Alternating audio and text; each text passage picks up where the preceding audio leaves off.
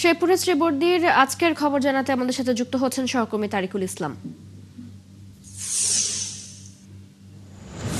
তারিকুল, জামায়াত সেক্রেটারির মৃত্যুকে ঘিরে কি অবস্থা এখন, সেখানে নেতাকর্মীরা কি বলছেন, সব মিলিয়ে জানাবেন।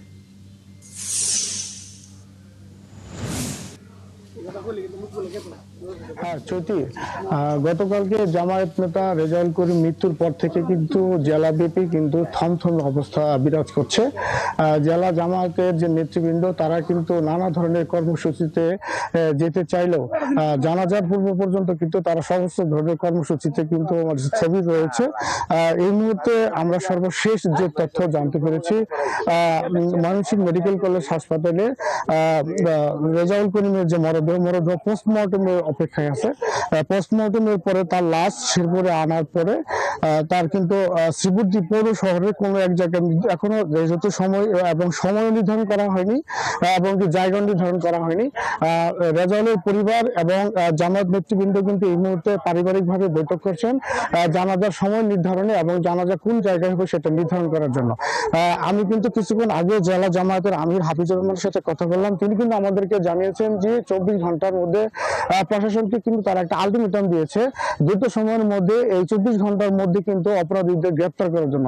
24 ঘন্টার মধ্যে যদি অপরাধীদের গ্রেপ্তার করা না হয় তারপরে কিন্তু তারা কঠোর কর্মসূচিতে যাবেন এবং সম্ভাব্য একটা সময় যেটা আমরা জানতে পেরেছি সেটা বাদ আসর হতে পারে রেজাউলের জানাজার সময় কিন্তু আর পরবর্তী যে কর্মসূচি কিন্তু তারা গ্রহণ করবে।